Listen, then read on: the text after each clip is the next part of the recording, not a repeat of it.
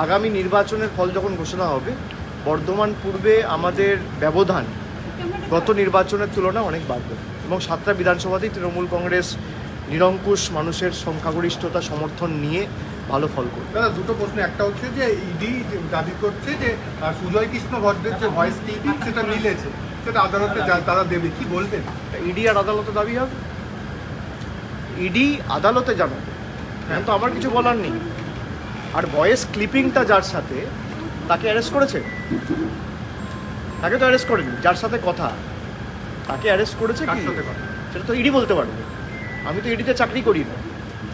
আপনার চ্যানেলের ইন্টারেস্ট আমি বুঝতে পারছি, কিন্তু আপনার চ্যানেল যখন ইডি বা সিবিআই যাকে টাকা নিতে দেখা যায়, ডাকা যায় না, ইডি বা সিবিআই ডাকে না, তখন তো প্রশ্ন করে না।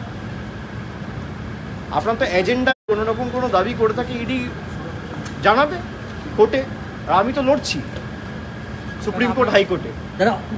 ক্ষমা চেয়েছে সুপ্রিম কোর্টে আমাদের। আপনি ইডির অফিসারকে জিজ্ঞেস করেছেন যে আপনাদের এএসজিকে ক্ষমা চাইতে হয়েছে কিনা? আপনার চ্যানেল জিজ্ঞেস করেছে?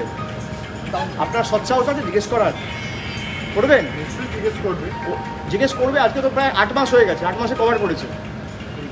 আমাকে প্রশ্ন করছেন, করুন, ভালো, কিন্তু যেখানে জিজ্ঞেস করার আপনি কি জিজ্ঞেস করেছেন? করেন না। অধীর চৌধুরী সাম্প্রতিককালে মেজাজ হারাচ্ছে, এই জমি কি কোনো হতাশার বহিঃপ্রকাশ? হতাশা বলছেন? হতাশার বহিঃপ্রকাশ। কেজরিওয়াল তিনি জামিনের জন্য করছে, কিন্তু এদিকে ইডি বলছে তিনি নাকি মিষ্টি খাচ্ছে আর বেশি আম খাচ্ছে, নিজের সুগার নিজে বাড়াচ্ছে যাতে জামিনের জন্য। ইডির উচিত বিজেপির সর্বভারতীয় সভাপতিকে অ্যারেস্ট করা। তার কারণ যে 100 কোটি টাকা স্ক্যাম বলছে, 55 কোটি টাকা ইলেকটোরাল বন্ডের মাধ্যমে বিজেপিতে গেছে।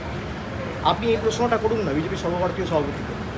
কেজরিওয়াল নয় জেলে বসে আম খাচ্ছে, বিজেপির সর্বভারতীয় সভাপতি তো বাড়িতে বসে আম খাচ্ছে। আপনার সৎসাহস আছে প্রশ্ন করার? করুন।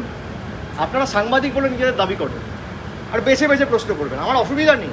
আপনি 10টা প্রশ্ন আমাকে করুন, আরও আমি 1 ঘন্টা দাঁড়িয়ে আপনার উত্তর দেবো, কিন্তু যে প্রশ্নগুলো যাকে করা উচিত তাকেও আপনাকে করতে হবে। আপনারা করেন। ইডি কেজরিওয়ালের বিরুদ্ধে কি বলছে আপনি আমাকে জিজ্ঞেস করছেন? আপনি বিজেপি নেতৃত্বকে জিজ্ঞেস করেছেন? যে লিকার স্ক্যামের কথা আপনারা বলছেন, সেই লিকার স্ক্যামের তথাকথিত 100 কোটি টাকার যে অভিযোগ, সেই অভিযোগের 100 কোটি টাকার মধ্যে 55 কোটি টাকা বিজেপির অ্যাকাউন্টে গেছে ইলেকটোরাল বন্ডের মাধ্যমে। তাহলে কেজরিওয়াল যদি জেলে থাকে, জেপি নাড্ডা জেলে থাকবে না কেন? আপনি জিজ্ঞেস করেছেন? কিন্তু মোদি, আপনি যেদিনকে জিজ্ঞেস করার সৎসাহস রাখবেন সেদিনকে আমাকে প্রধানমন্ত্রী তো বলছেন যে বন্ড, ইলেকটোরাল বন্ড, সেটা যাতে যেভাবে করেছে তাতে যাতে বোঝা যায় সমস্ত হিসাব, সমস্ত। তার জন্য ইলেকটোরাল বন্ড লাগতো না, তার জন্য চেকে দিলেও বোঝা যেত। পাল্টা প্রশ্ন করার সাহস আপনাদের নেই বলে যা বলছে আপনারা শুনছেন। উনি বলছেন ইলেকটোরাল বন্ড করেছি বলে বুঝতে পারছি কে কাকে টাকা দিয়েছে। তাহলে তো চেকেও টাকা দিলে বুঝতে পারতো, তার জন্য তো ইলেকটোরাল বন্ড লাগতো না। কে কাকে টাকা দেবে এ তো আরটিজিএস করেও টাকা দেওয়া যেত, এনআইএফটি কোডের মাধ্যমেও টাকা দেওয়া যেত, চেকের মাধ্যমেও টাকা দেওয়া যেত। তাহলে ইলেকটোরাল বন্ডের মানে কি হয়? তো বিজেপি করেছে। তারা অগ্নিমিত্রা থানায় ঢুকে পুলিশকে হুমকি দিচ্ছে। আমি এই নিয়ে কিছু প্রশাসনিক বিষয়ে পুলিশের মতো ব্যবস্থা নেবে। এগুলো সব হতাশার বহিঃপ্রকাশ। তারা জানে তারা নির্বাচনে তাদের রাজনৈতিক মাটি তাদের পায়ের তলা থেকে সরে গেছে এবং সেই কারণে তারা এই জিনিসগুলো অনবরত করে চলেছে। তারা করুক, আমার শুভেচ্ছা রইল। 4 তারিখ ফল ঘোষণা হবে, কার সাথে মানুষ রয়েছে সেটা প্রমাণ হয়ে যাবে। আর কোনো প্রশ্ন? অসংখ্য ধন্যবাদ। আর কোনো প্রশ্ন? Thank you.